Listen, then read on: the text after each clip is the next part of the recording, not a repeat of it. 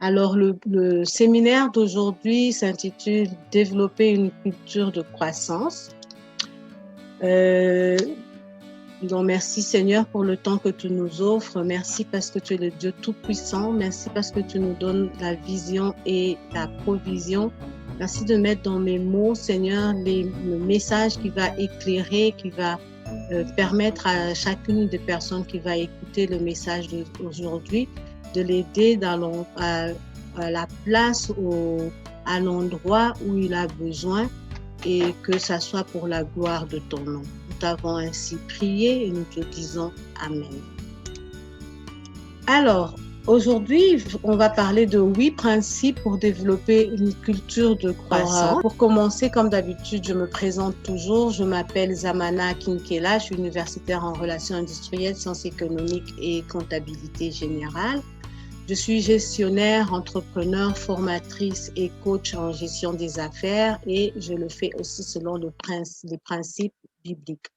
Je suis fondatrice de l'entreprise Anda Management, qui est l'intégration d'une ancienne entreprise que j'ai eue pendant 15 ans, Gestion SIGA, dans une nouvelle vision, mais dans le même but.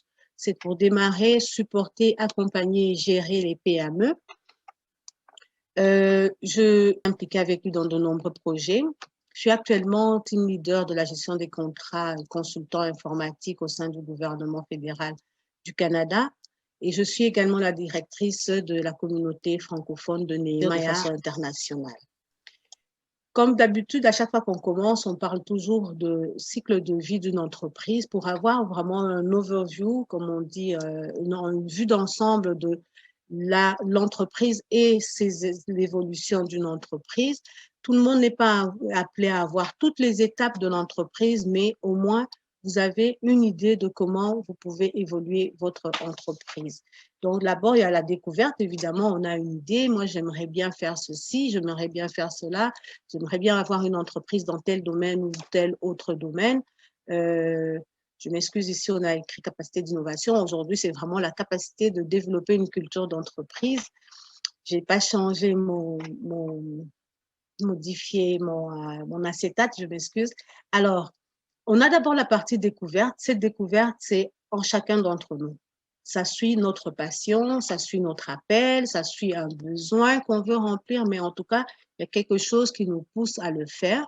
Et dans l'entrepreneuriat biblique, c'est intéressant quand ça suit ton appel et ta passion.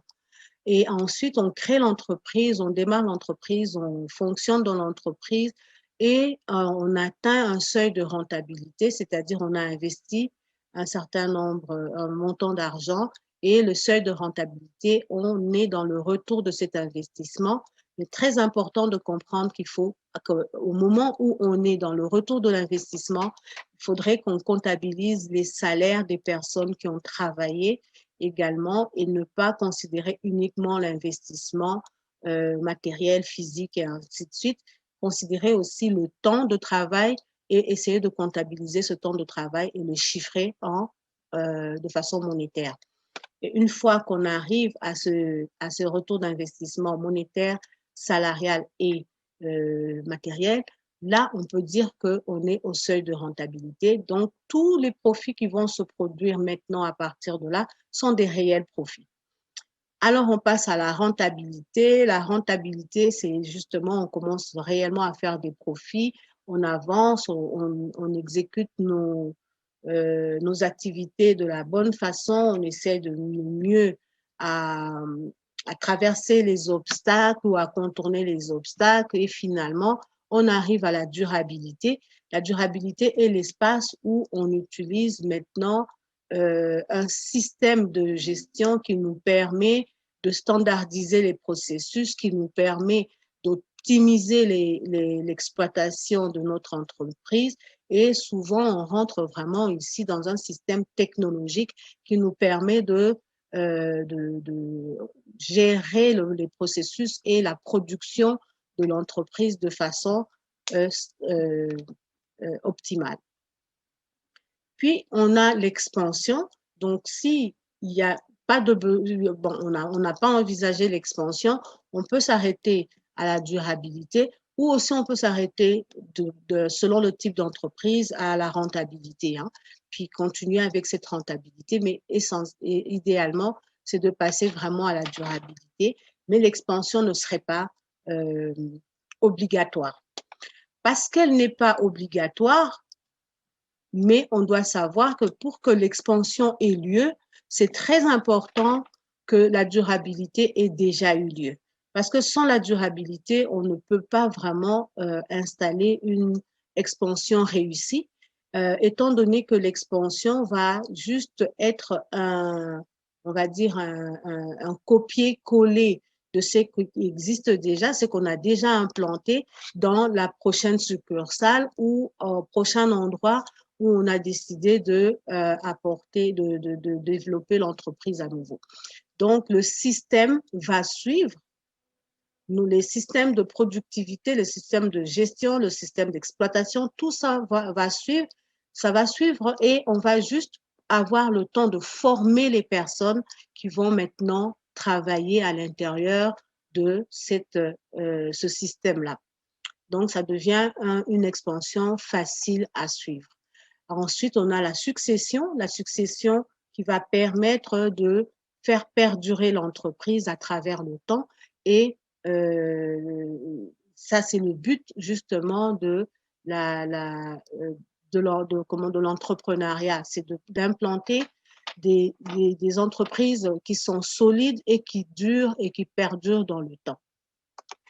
Là, aujourd'hui, notre but, c'est de développer une culture d'entreprise justement qui nous permette de traverser le temps, de produire des fruits et avoir une façon de réfléchir ensemble, une façon de se comporter ensemble à l'intérieur de l'entreprise, parce qu'on ne va pas oublier qu'une entreprise est gérée par des hommes, c'est géré par des personnes. Ces personnes doivent avoir une cohésion, doit avoir une façon d'utiliser l'espace entre eux, une façon de penser les affaires, une façon de penser la progression, la croissance pour que l'entreprise soit vraiment solide. Alors, développer une culture de croissance. Celui qui est tombé dans la terre, ce sont ceux qui, ayant entendu la parole avec un cœur honnête et bon, la retiennent et portent du fruit avec persévérance. Ayant entendu la parole avec un cœur honnête et bon, la retiennent et portent du fruit avec persévérance. La parole peut arriver, on peut bien entendre la parole de Dieu, mais pas nécessairement l'entendre avec un cœur honnête et bon, ou pas nécessairement la saisir et la comprendre de la façon qu'on nous suggère de l'entendre. Et donc, la culture, c'est un peu ça. La culture va nous permettre de écouter le bien, le gain que ça peut apporter de la manière qu'on va travailler pour qu'on puisse maintenant travailler ensemble et porter du fruit. Mais avant ça, je vais vous emmener dans une autre lecture qui est, il leur parla en parabole sur beaucoup de choses. Il dit, un semeur sortit pour semer. Comme il semait, une partie de la semence tomba le long du chemin. Les oiseaux vinrent et la mangèrent. Une autre partie tomba dans un sol pierreux où elle n'avait pas beaucoup de terre. Elle leva aussitôt parce qu'elle ne trouva pas un terrain profond, mais quand le soleil parut, elle fut brûlée et sécha, faute de racines. Une autre partie tomba parmi les ronces poussèrent et l'étouffèrent. Une autre partie tomba dans la bonne terre, elle donna du fruit avec un rapport de 100, 60 et 30 pour une semence. La vérité, quand on regarde ce message, on voit plus la force de semer de la bonne façon, dans une bonne terre et ainsi de suite. Mais moi, j'y vois aussi autre chose parce que dans la culture d'entreprise, c'est un peu ça. Il faut qu'on aille être capable de regarder la culture dans laquelle on évolue et être capable de dire si je l'ai semé dans une terre, dans un sol périlleux, est-ce que je continue de le faire? Si je l'ai fait de telle autre façon, est-ce que je continue de le faire?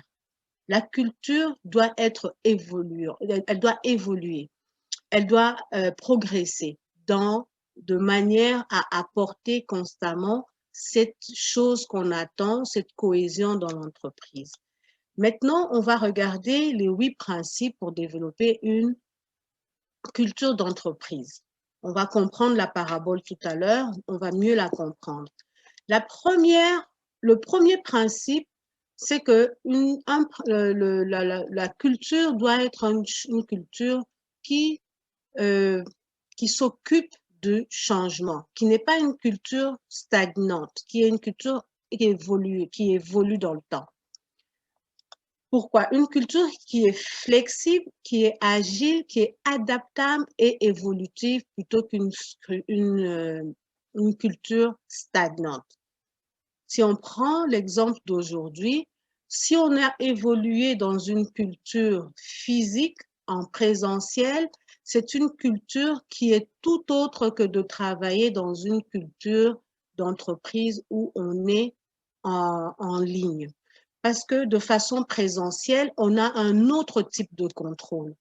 Alors que dans un monde en ligne, un monde virtuel, comme on dit, on a moins de contrôle sur les personnes. Donc, forcément, la culture va avoir plus tendance à être une culture de confiance plutôt qu'une culture de contrôle.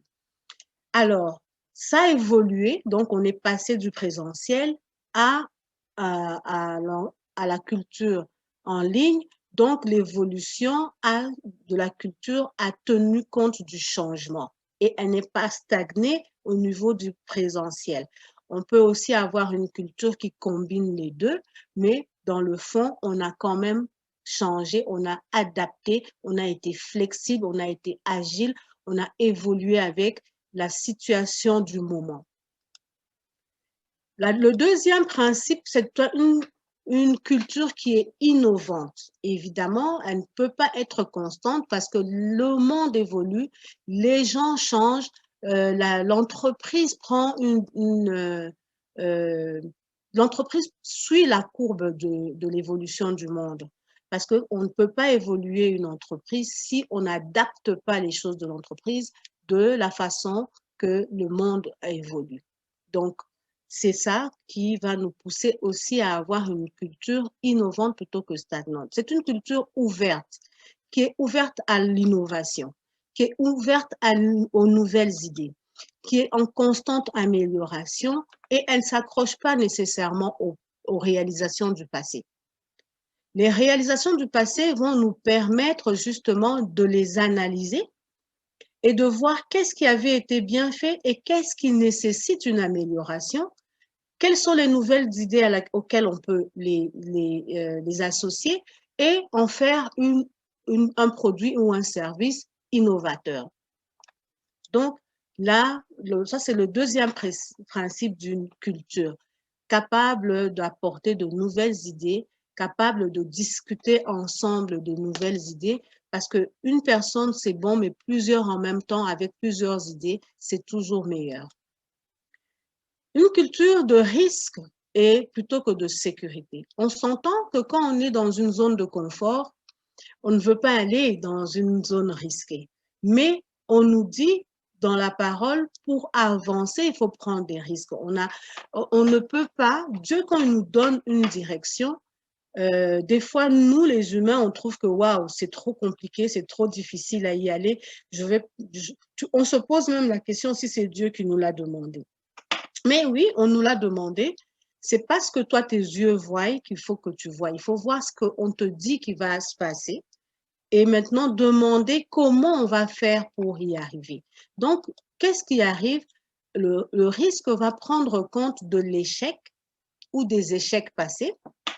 Le risque va prendre compte des imperfections et de notre vulnérabilité. Parce que le risque, en tenant compte de ça, va favoriser la croissance et permettre justement de prendre des risques qui sont calculés pour être maintenant, pour accéder justement à la croissance de l'entreprise. Si on prend uniquement compte de la perfection et de la réussite, on va étouffer la croissance. Ça va protéger la sécurité, ça va protéger notre zone de confort.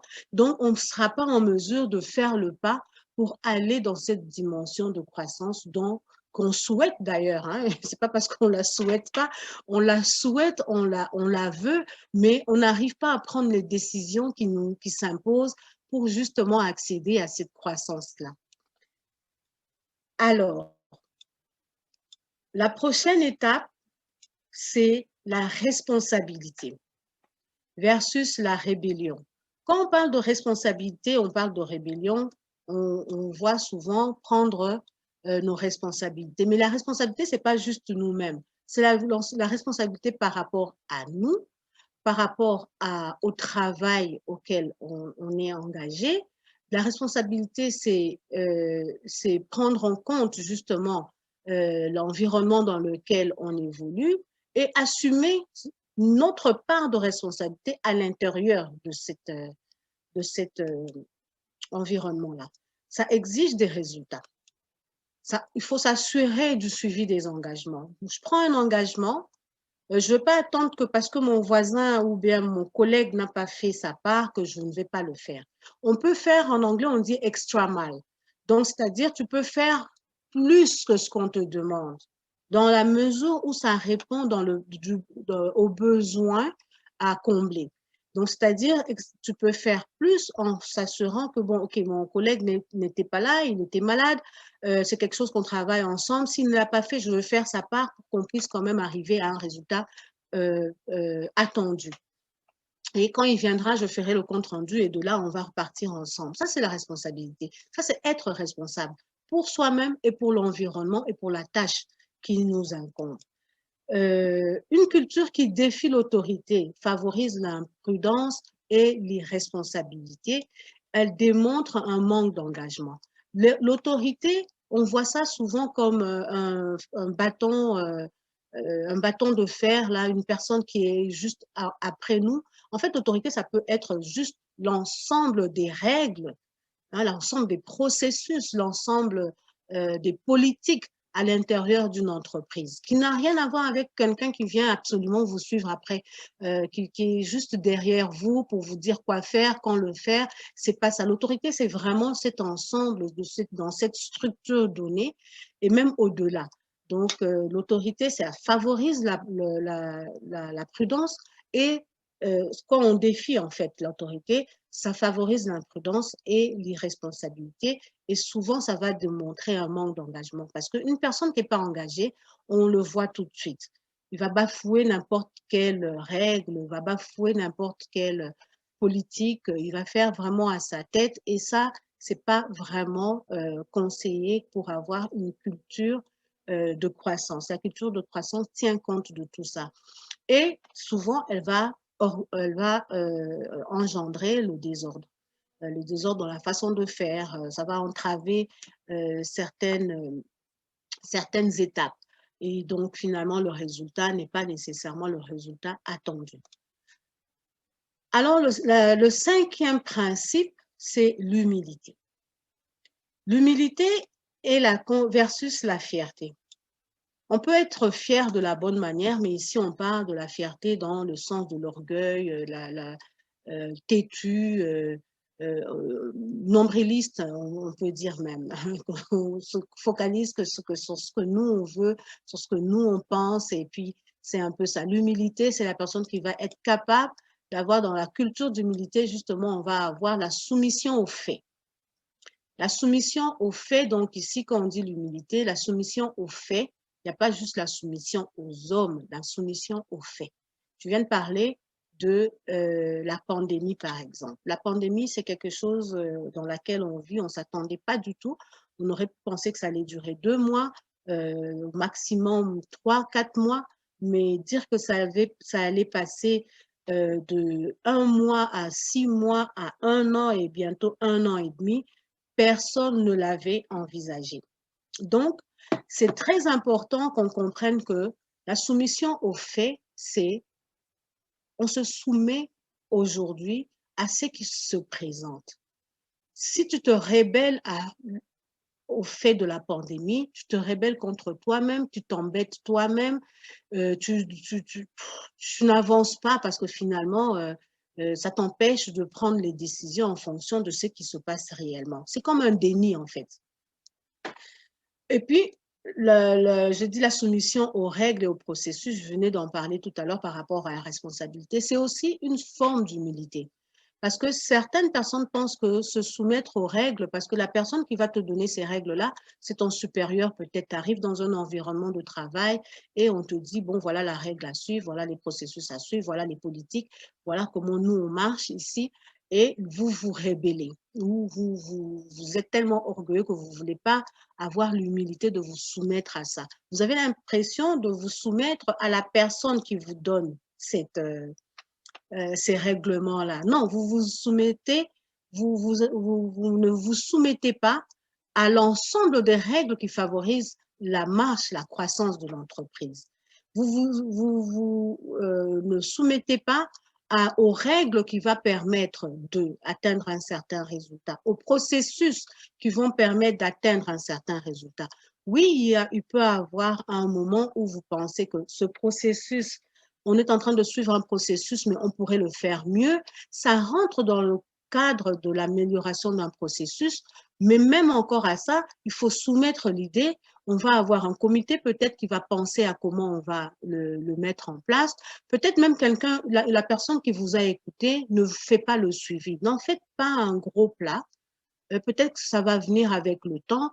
Peut-être que vous pouvez rappeler la personne que, voilà, moi j'ai essayé telle façon de faire, ça marche bien. Est-ce que vous pensez qu'on peut l'implanter pour notre département, par exemple? C'est aussi très bien. Mais sachez comment amener le sujet, sachez comment apporter le sujet. C'est pas toujours facile, croyez-moi.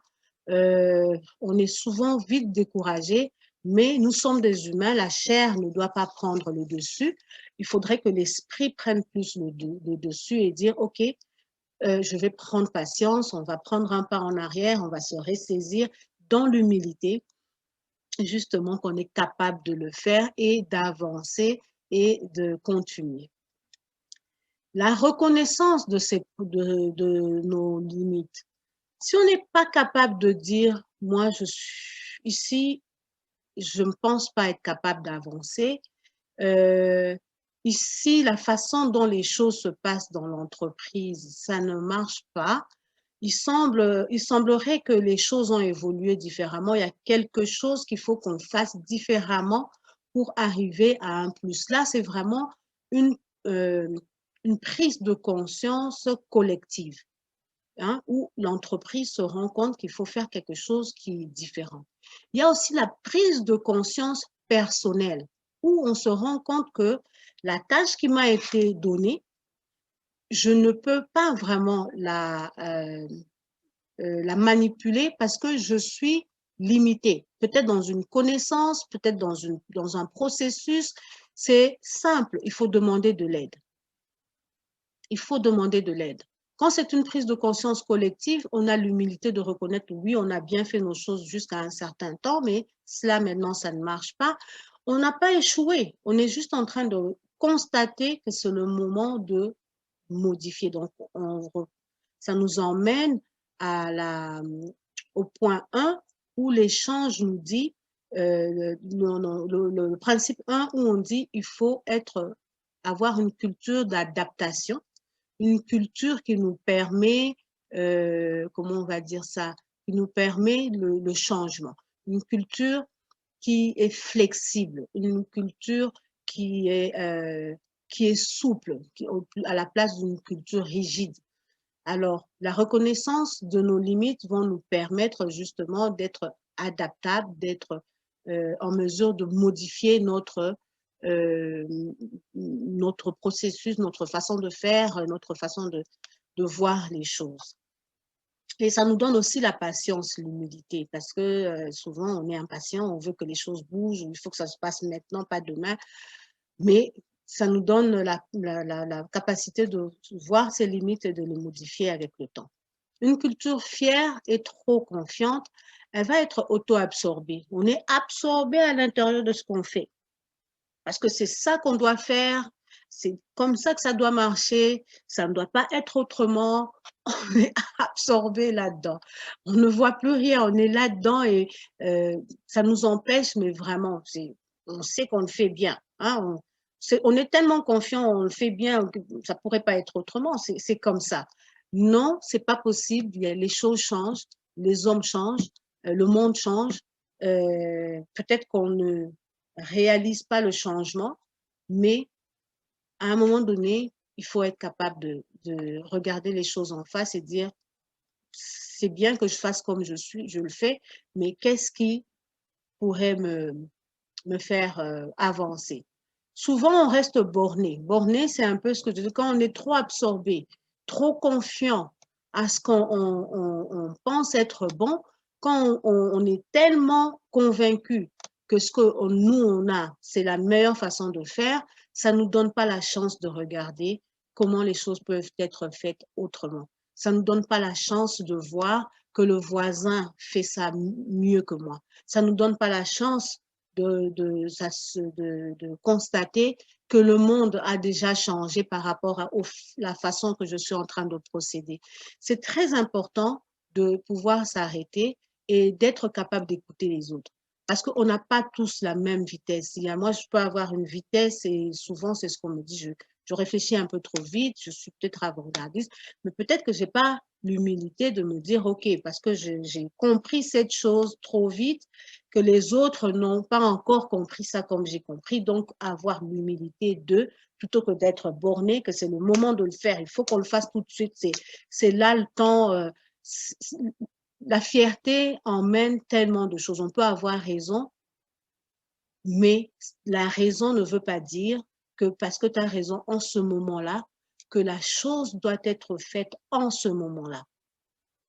Tu as raison de penser comme ça, mais donne le temps au process, donne le temps aux règles, donne le temps aux politiques de se modifier pour intégrer cette nouvelle connaissance. Très important, sinon être borné nous empêche vraiment d'atteindre de merveilleux résultats que Dieu nous donne, rentrer dans notre promesse, ça nous empêche vraiment de regarder les choses avec beaucoup d'humilité. Ça donne aussi l'incapacité de s'adapter au changement. Parce que quand on ne réalise pas que on est trop confiant par rapport à ce qu'on fait, quand on ne le réalise pas, quand nous-mêmes on ne le sait pas, c'est très difficile de réaliser que mon modèle à moi que j'avais proposé était très bien, mais personne ne le veut. Non, tout le monde le veut, mais en y réfléchissant, on n'a pas la façon de l'adapter dans ce changement-là. Tu ne veux pas l'adapter en fait au changement qui s'impose. Tu veux que ça soit appliqué, ou si tu es autopreneur, hein, quand tu es entrepreneur solo, donc tu te dis, j'ai une idée, c'est ça qu'il faut que je fasse, c'est comme ça qu'il faut que je la fasse. Maintenant, tu réalises pas qu'entre le moment où tu avais pensé l'idée et les choses, comment ça se passe, les choses ont changé. Donc, du coup, il n'y a pas moyen dans ton esprit, à cause de ta fierté, à cause de ton orgueil, de prendre cette idée et de l'adapter à ce qui se passe dans le monde pour offrir un service qui s'adapte aux besoins des personnes actuelles, pas au moment où tu avais eu l'idée. Donc, ça vient jouer dans beaucoup de choses. Ça vient de jouer même quand on est employé, ça vient de jouer quand on est partenaire, ça vient jouer quand on est dans une communauté, quand on est dans une équipe. Ça joue énormément. Et donc, vraiment, la culture d'humilité nous permet d'avoir un recul, un différent regard sur nos propres propositions, sur nos propres points de vue, et ça permet de travailler de façon agréable plutôt que de travailler sur des points constamment serrés. Très important, la culture, c'est être en mesure justement d'adopter cette humilité-là à différents points de vue. 6. La discipline versus aléatoire. La discipline, c'est très important et je le dis assez souvent.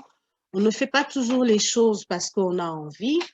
On ne fait pas toujours les choses parce qu'on a le temps. On dégage le temps pour faire les choses importantes.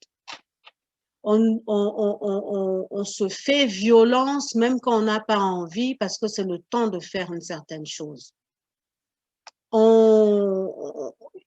C'est très important de regarder la discipline comme quelque chose qui va nous apporter une cohérence dans ce qu'on est en train de faire. Si on enlève la discipline, on empêche une certaine cohésion, une certaine cohérence dans ce qu'on est en train de faire. Une culture de discipline est cohérente. Elle permet justement de rendre les choses fiables, de rendre les choses systématiques. C'est-à-dire, je ne suis pas quelqu'un qui aime nécessairement me lever tôt le matin, mais ce que je suis en train de faire me demande de me lever le matin. C'est pas important de savoir si j'aime le faire ou j'aime pas le faire. On va s'organiser pour vraiment s'assurer que le matin, je donne un exemple. Ce que je dois faire, c'est, j'aime pas me lever le matin, mais moi, j'ai choisi une entreprise qui vend le pain le matin. J'aime faire du pain, je veux ouvrir une boulangerie, je veux ouvrir une pâtisserie, mais souvent, ce sont des choses qui se mangent tôt le matin. C'est ma passion, mais quand j'ai fait ça à la maison, il n'y avait pas vraiment de, comment on appelle ça, d'exigence, hein, où je peux le faire le soir, je peux le faire en après-midi. Comme j'aime pas me lever vraiment tôt le matin, je glande un peu à mes choses, je fais un peu ce que j'ai à faire le matin et le soir ou l'après-midi, je me mets à faire ma pâtisserie ou ma boulangerie. Pas de souci, tant que ça n'engage que toi. Mais la journée où tu prétends que tu veux ouvrir l'entreprise et que tu l'ouvres réellement, c'est parce que tu veux servir une certaine clientèle avec ce pain-là. Maintenant, tu n'aimes pas te lever le matin, ça devient une obligation. C'est pas compliqué, c'est une obligation. Donc, tu vas devoir rendre ça systématique dans ton horaire que je vais me lever le matin, très tôt matin, je vais faire mon pain, je vais vendre ça. Au moins à 6, 7, 8 heures, 9 heures, 10 heures, les gens ont fini d'acheter leur pain. Et puis après, peut-être que vous allez penser à faire autre chose. Ça doit être systématique et non aléatoire.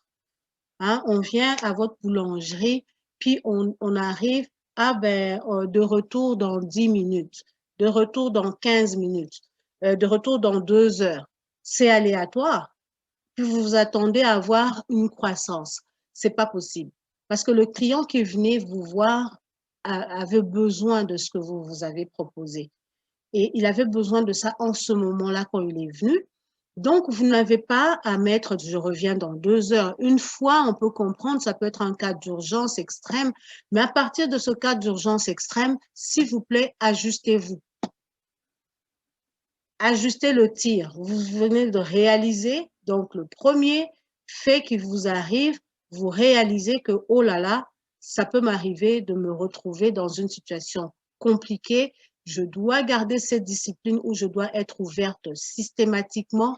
Vous devez avoir quelqu'un en échange, c'est-à-dire quelqu'un qui peut entrer sur appel, au besoin rapidement, qui est là, qui vous remplace et vous partez. Ça fait partie de la discipline d'une entreprise de rendre les choses systématiques, de faire en sorte que l'entreprise soit fiable, de faire en sorte que ce que vous proposez soit cohérent. Une culture aléatoire, c'est ça, ça rend les choses dispersées. Ça fait que ce que vous allez faire va être dispersé, va être incohérent, va être hasardeux. Et tout ce qui est hasardeux ne laisse pas la place à une croissance. Ça va étouffer la croissance. Ça va diminuer le potentiel de votre entreprise. Ça va enlever la confiance du client. Ça ne permettra vraiment pas de... Ça fait énormément de désordre si on est aléatoire. Donc, une culture d'entreprise gagnante, une culture d'entreprise qui favorise la croissance de l'entreprise, il faut vraiment que la discipline soit de mise. Le 7e point, et non des moindres, c'est la faim. Il faut avoir faim de faire quelque chose. Il faut avoir la volonté de faire quelque chose. Il faut vouloir faire certaines choses. Parce que quand on n'a pas cette faim, on est satisfait de ce qu'on a. Hein, quand on dit souvent se satisfaire de ce qu'on a. Ça, c'est dans une dimension spirituelle où on dit, quand Dieu t'a donné quelque chose, dis merci, rends grâce à Dieu. Oui, effectivement. On rend grâce à Dieu pour l'entreprise qu'il nous a donnée. Il a permis que ça marche, il a permis que ça roule. Mais quand Dieu te donne une idée d'entreprise, c'est pour servir le monde. C'est pas pour vous servir vous-même, c'est pour servir les autres. Donc, par conséquent, il va vous donner aussi normalement cette volonté à dépasser la satisfaction d'aujourd'hui n'est pas la satisfaction de demain. Il va vous donner cette volonté de continuer de permettre une culture de croissance, donc avoir une motivation personnelle. Ma motivation ne peut pas venir de mon voisin, ma motivation ne peut pas venir de mon partenaire, ma motivation ne peut pas venir de mon patron, la motivation ne peut pas venir de ma mère, de mon père, de mon frère, de mon fils. Non, la motivation doit d'abord être personnelle. Parce que si je n'ai pas cette motivation, si je n'ai pas cette volonté, je suis en train de mettre mon entreprise dans une situation problématique. Parce que je vais laisser la volonté aux autres. Je vais laisser la responsabilité aux autres. Je vais déposer ma responsabilité sur les autres. Je ne vais même pas faire en sorte d'améliorer mes services pour apporter quelque chose. La motivation doit d'abord être ensemble. Si vous êtes en partenariat, remarquez-le très bien. Quand on est en partenariat, qu'on est à 2 vitesses différentes, ça démotive souvent la personne qui est très motivée.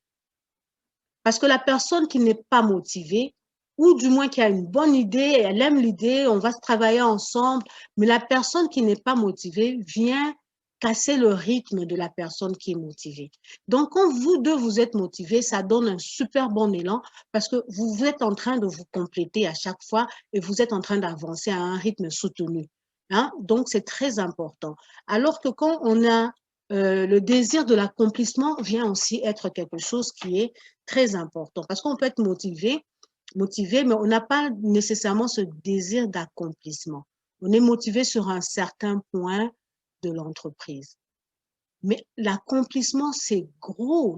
Accomplir quelque chose, ça prend tellement de paramètres, ça fait intervenir tellement de données que c'est très difficile de penser qu'on va être en mesure de travailler sans volonté. Mais quand je parle de volonté, c'est pas juste dire j'aime faire ça, je vais faire ça. C'est pas je vais. Je suis en train. Je vais faire plus. Je vais avancer. Je vais trouver les solutions. Quelque chose bloque, on va avancer, on va trouver la solution. À chaque fois, la motivation vient nous permettre de. Le désir de l'accomplissement va maintenant soutenir cette motivation personnelle. Parce qu'il y a tellement d'obstacles quand on fait quelque chose, il y a tellement d'embûches des fois, pas parce que quelqu'un nous a mis des embûches, hein, parce que le système dans lequel on est en train d'avancer, le système qu'on veut implanter, l'entreprise qu'on veut mettre en place exige énormément de paramètres qui font qu'on a l'impression que bon, ici, la porte n'est pas encore ouverte, mais demain, elle va s'ouvrir.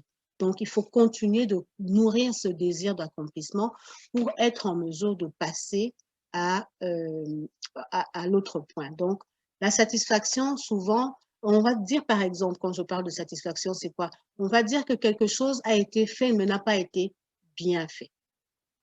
Puis on se dit, bon, c'est pas grave, ça a quand même été fait. Non, moi, je veux dire, bon, on l'a fait, on ne va pas se plaindre parce qu'on l'a quand même fait. Maintenant, regardons qu'est-ce qui a été mal fait pour qu'on l'améliore. Mais non, ok, ça a été bien, on l'a quand même fait, et puis bon, c'était quand même pas si mal, et puis on laisse ça comme ça. La prochaine fois, il y a beaucoup de chances qu'on la fasse de la même façon. Mais reconnaître qu'on a quand même fait, on a bien fait, ça aurait pu être meilleur. Maintenant, c'est de s'asseoir et se dire comment on aurait pu faire ça mieux. Donc, c'est ça le désir d'accomplissement et la volonté de faire. Une culture de satisfaction, qu'est-ce qu'elle fait? Donc, une culture satisfaisante. Donc, c'est toujours, OK, on est complaisant. La complaisance, ça, moi, franchement, non, ça marche pas. Ça marche pas parce que quand on est trop complaisant, on ne fait pas d'effort. Quand on est complaisant, on ne cherche, même dans la prière, on ne cherche pas Dieu. Chaque personne a quelque chose de très fort pour laquelle il aime Dieu. Mais quand on devient complaisant dans ce domaine-là, bon, Dieu m'a déjà répondu, Dieu m'a déjà dit, Dieu m'a déjà fait, mais non, on ne s'arrête pas là. C'est parce que Dieu t'avait dit justement qu'il faut maintenant continuer de travailler. Moi, souvent, je dis, mon Dieu Seigneur, comment je vais faire pour arriver à ce que tu m'as dit? Je ne reste pas complaisante, je veux qu'il continue de me parler, je veux continuer de ressentir pour être en mesure de continuer. Parce que le plus que tu avances, le plus qu'on ressent que c'est ce qu'on a comme responsabilité n'est pas négligeable. Donc, on ne reste pas complaisant. Il ne faut pas accepter le statu quo. La culture satisfaisante accepte le statu quo. Accepte, mais vraiment aisément le statu quo. Il va faire une vitrine de bien faire, une belle vitrine de bien faire où tout le monde voit que c'est beau, ça paraît beau, mais en réalité, c'est le statu quo et ça va vers le chaos. C'est vraiment terrible à dire, mais c'est exactement ça. Le plaisir versus l'ennui. Quand on dit le plaisir, c'est la capacité de travailler dans un certain bien-être. Hein, de travailler dans ce bien-être qui nous permet d'avoir du plaisir à faire ce qu'on est en train de faire. Si on n'a pas de plaisir à faire ce qu'on fait, c'est terrible. Le plaisir va faire en sorte que le travail est lourd, la responsabilité est lourde, la charge de travail est élevée, mais on est dans le bonheur de faire ce qu'on est en train de faire. On est dans la joie de faire ce qu'on est en train de faire. J'ai fait un séminaire une fois avec ma collègue Nana Ngobila. Elle avait tellement bien décrit cette partie de bonheur, de joie, de relever, d'aller vraiment s'imprégner de cette zone. Comment y arriver? Elle a tellement bien défini, d'ailleurs, c'est quelque chose que je vous suggérais de regarder à nouveau. Si vous n'êtes pas capable d'emmener votre être dans une dimension de bien-être dans votre travail, même si c'est vous qui avez démarré l'entreprise, revoyez les choses. Qu'est-ce qui enlève ma joie? Qu'est-ce qui enlève mon plaisir? Corrigez le tir. Parce que sinon, c'est quelque chose qui va enlever tellement en vous, ça va créer l'ennui, ça va créer le pessimisme, ça va apporter la tristesse, ça va vous désengager dans la cause que vous avez vous-même décidé de partir. Donc, c'est très important un état de joie, un état de bonheur qui n'est pas un bonheur attaché ici au monde, mais qui est un bonheur qui est attaché au spirituel. Parce qu'on vit et on affronte, on traverse des moments tellement difficiles en ce moment que quand on avance et on réalise qu'on n'est pas en train de faire la volonté de Dieu, c'est vraiment, vraiment difficile. Quand on réalise qu'on n'est pas en train de faire, on n'est pas dans la joie de Dieu, c'est vraiment pénible. Mais la joie de Dieu, le bonheur de Dieu va nous permettre justement à travers tout ce qu'on est en train de traverser de difficile, ça nous permet de maintenir cet optimisme, la lumière au bout du tunnel. Oui, c'est pas facile, mais il y a la lumière au bout du tunnel. Et ça nous permet d'avancer plutôt que de nous désengager et de créer l'ennui. Très important, j'espère que ces 8 principes, vous allez les appliquer, chacun à sa façon, chacun dans la dimension de son activité, mais vraiment être en mesure d'aller regarder ça ensemble. Maintenant, je vais vous lire la suite du message du semeur au départ, qu'on a lu au départ, la suite qui dit « Vous donc, écoutez ce que signifie la parole du semeur. Lorsqu'un homme entend la parole du royaume et ne la comprend pas, le mauvais vient enlever ce qui a été semé dans son cœur. » Donc, la culture est attachée à notre spirituel. La parole, quand on l'entend, il faut l'entendre et la comprendre. Si on ne la comprend pas, il suffit que quelqu'un d'autre arrive et vous dise « Ah ben toi, tu es trop engagé dans ta façon de faire, mais tu sais, c'est pas parce que tu es engagé comme ça que tu viens de perdre un aspect de ta culture. » Quelqu'un vient te dire « Ben oui, mais c'est oui, être responsable, mais tu en fais trop. Tu devrais être responsable, mais pas à ce point. » Ben, tu commences à dire, ben oui, mais pourquoi je prends trop en charge toutes ces choses à faire? Je devrais aussi laisser un peu, mettons, vous êtes en partenariat, ton partenaire ne travaille pas bien, il suffit que tu sois un peu, comment on dit ça, en désaccord avec ton partenaire pour que le mauvais vienne enlever ce qui a été semé. Alors, on dit plus tard, celui qui a reçu la semence dans le sol pierreux, c'est celui qui entend la parole et l'accepte avec joie. Mais il faut écouter la suite. Mais il n'a pas de racine en lui-même. Il est l'homme d'un moment et dès que survient des difficultés ou la persécution à cause de la parole, il trébuche. Recevoir avec joie, ça revient un peu à ce que je suis en train de dire tout à l'heure par rapport à la joie, le bonheur de Dieu. Gardez le bonheur spirituel plutôt que le bonheur de ce monde. La joie de Dieu est en vous, elle n'en s'enlèvera pas. Qui va vous permettre de faire en sorte que quand il y a quelque chose qui arrive, une difficulté arrive, une persécution arrive, un obstacle se présente devant vous, vous gardez la même culture de bonheur qui vous permet de continuellement vous engager, de continuellement faire en sorte que les choses avancent. Celui qui a reçu la semence parmi les ronces, c'est celui qui entend la parole, mais la préoccupation de ce monde et l'attrait trompeur des richesses étouffent cette parole. Donc, quand on revient, plutôt que de revenir, moi j'avance, quand on revient dans tout ce qu'on a vu, il y a la parabole de l'ennui, excusez-moi, de l'ennui, mais il y a la parabole de l'humilité, il y a la parabole du changement, il y a la parabole, excusez-moi, la parabole aussi. Le principe de changement, le principe d'humilité, le principe de responsabilité, le principe j'en ai oublié quelques-uns, de plaisir, tous ces principes-là vont faire en sorte que, plutôt que de regarder à ce que le monde est en train de nous présenter, on va continuellement regarder à ce qu'on doit faire. Plutôt que la pandémie m'arrête, moi, je m'attelle à faire ma culture. Je regarde à qu'est-ce que moi j'ai à faire. C'est quoi ma responsabilité? Je continue de mettre ça en place. Comment est-ce que je dois m'adapter au changement? Est-ce que j'étais en train de faire quelque chose qui ne fonctionne plus avec aujourd'hui? Est-ce que mon équipe et moi, on est en cohésion? Est-ce qu'on est capable de réfléchir ensemble? Alors le monde en ce moment-là ne va pas nous mentir.